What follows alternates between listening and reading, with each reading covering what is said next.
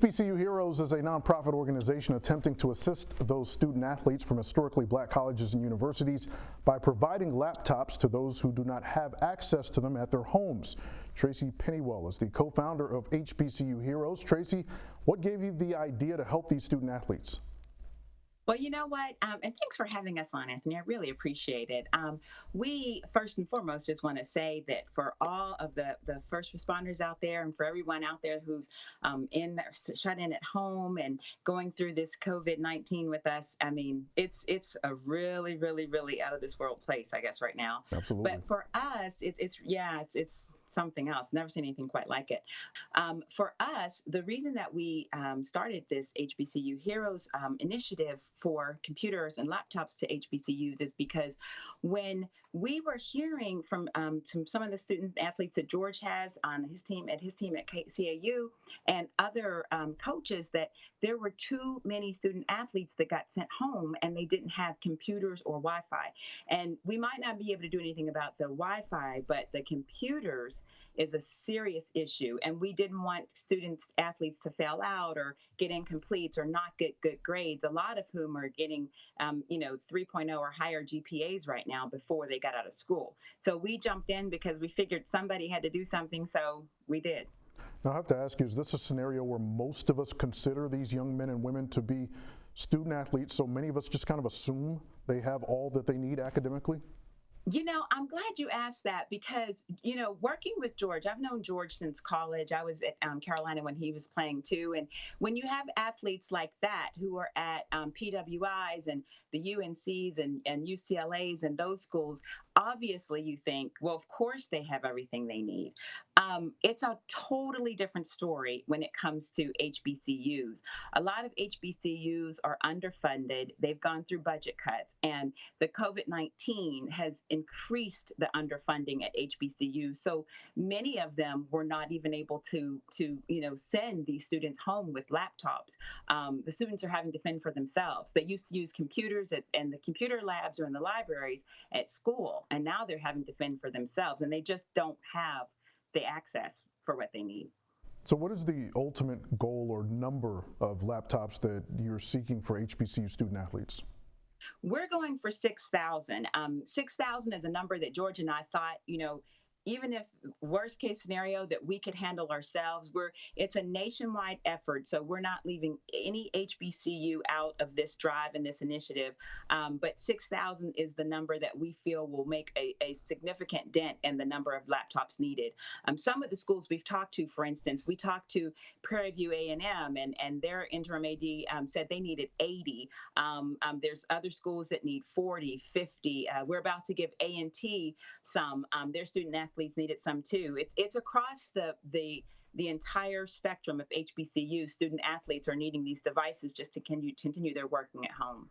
Now, all right, final question. What's been the reception thus far from those who have wanted to reach out and help?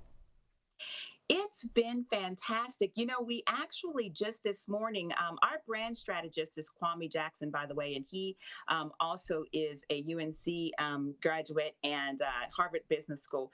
But Kwame got another investment for us from it's a P&G and Black Investment Group, Procter & Gamble. We're getting ready to give that to A&T. They specified which college they wanted to give those computers to. So we're getting ready to give those to A&T. We've heard from Johnson C. Smith. We're about to give a donation to them. Tuskegee's on the list. Prairie View A&M is on the list. And so we've had a really great reception with athletes. D.L. Hughley has come on board, Michael Blackson, Bill Bellamy. Everybody is rallying the troops to get these computers to these young people, and we couldn't be happier. Well, you may have heard George that Tracey Pennywell was referring to. That is her co-founder of HBCU Heroes, former NBA veteran George Lynch, who was a captain of North Carolina's 1993 national championship team. His HBCU ties come from him being the head coach of the Clark Atlanta men's basketball team from this past season. For those young men that were on your team at Clark Atlanta, I know you are proud of the 3.0 GPA that you mentioned 9 of your players achieved last semester. When did it hit you that not all of them would be able to have the necessary items for distance learning? One of my players called me and said that his computer wasn't working. And then so I continued to talk to the guys on group chat. and it's more than just one. Some student athletes go home, they don't have Wi-Fi in their house. Some have to share a computer with their siblings who's also home distance learning, and it's a challenge for them to get their work turned in on time.